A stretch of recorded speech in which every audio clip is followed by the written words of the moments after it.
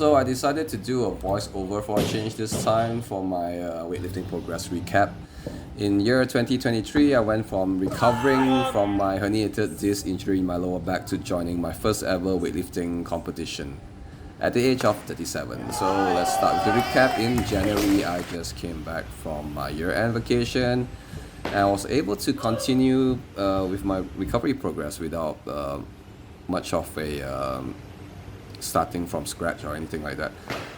So I squat clean for the first time here since the injury, I think. And then unfortunately, I had to leave my coach and join a new gym because I knew I was eventually gonna get a new job. So I needed a gym that closes a little bit later, so I have the flexibility of working out late in the evening or late at night after work. At this point, I think my physio had already discharged me, so I was allowed to go 90% or above 90% or just max out. So the slip disc caused some nerve damages, which caused the quads in my left leg to shrink, so I lost quite a lot of strength. So I pretty much had to start from pretty light back in November since I got my injury. So here I'm pretty close to 90% already. My technique changed compared to the previous year. I think it could be due to injuries, could be due to my other lingering permanent injuries in my knees. I myself was trying to do adjustments with my grip width to have a higher contact point in the third pull. So because my bar contact point is like pretty high or pretty low below the hip, my clean is like the bar contact of my clean is like at mid thigh, which pushes the bar forward a bit too much, so I can't really maintain a more vertical bar path. So I kind of have a wider try to have a wider grip width and also try to have maybe a lower starting position to engage my legs a little bit more, because at this point I think my snatch and clean and jerk extensions are a bit too hip or lower back dominant. Here I'm squatting 130 kg, which is just 35 kg shy of my best from a few years ago. So at this point I think I'm very close to full strength recovery. 92.5 kg power clean PR, something that shouldn't be surprising considering my clean and jerk best was 108, and I don't really test my power clean anyway because I just don't train power clean or power snatch because I don't catch them very low. I catch them pretty like high up, almost like standing straight. So that's why I don't really do very heavy powers, or rather I couldn't because I can't catch them low. Could be due to my body structure, could be due to bad habit or bad form, bad technique, whatever it is. I do plan to eventually try to fix that and catch lower so that I can incorporate it in my programs. Here is a pause bench press PR attempt. I don't do the conventional touch and go bench presses because pause bench press allows me to have a more effective pack engagement without needing to lift too heavy, so that's better for the overall recovery. 140 back squat. So at this point I'm very close to what I was lifting before I got injured. Here just messing around with an AMRAP bench press, pause bench press PR attempt. Maybe because I was just too sick of my usual routine. So I do struggle with my programming a little bit because I always can't find the right balance due to my knee issues. I have a ACL deficient right knee due to my ACL tear from many years ago. So here's a pretty good power clean PR. I caught it pretty lower than usual, and the jerk looks good as well with my elbows completely locked out. So yeah, so if I overuse my legs, my knee will hurt and it will not recover for weeks, and that would mean that I have to train with knee pain for many sessions until I totally deload and recover from it. And here is very close to my 100% snatch, and in August I went to a commercial gym and I hit my 100% snatch for the first time since I hit the PR in the previous year. At this point, I was already training snatch and clean and jerk on the same day to prepare for the competition, and I was already lifting above 100 kg clean and jerks, and here's a 97.5 kg power clean PR, my heaviest one yet, which I was pretty happy with. Anyway, I joined this commercial gym for comfort reasons, working on the air core and stuff like that.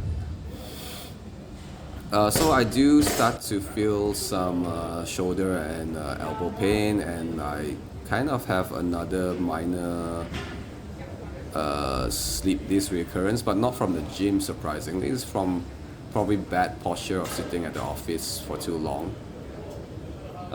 So I had to be very careful with how I train, but I did go see my physio to have it sorted out. Here's my clean PR at 110 kg. Unfortunately, I didn't hit the jerk, but I was still pretty happy with this. It was my first clean PR for like a year, I guess. Yeah, I do like training both snatch and clean and jerk on the same day because I feel like I can clean and jerk better after snatch. Just that I don't recover very well from it after that. So the competition I joined is the Masters overall category, and I was placed in the heaviest lifting group. Not everyone is competing against each other in the group because not enough people join the competition, I assume. So I was the first one out. It was pretty nervy, and to add on to that, the judge in front of me was a former national medalist. Here's my first attempt with the snatch at 75 kg. I barely made it. So I had an issue with the competition, something that I had to learn from experience because I did not time my warm-up well enough. I completely screwed up my warm-ups.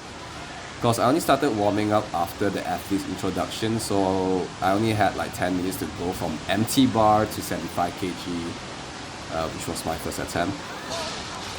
So you can see here my technique was a bit weird. My extension is doesn't look right compared to the ones in my training. So yeah, next time I guess I should warm up way before the athlete's introduction, even before the the weigh-ins.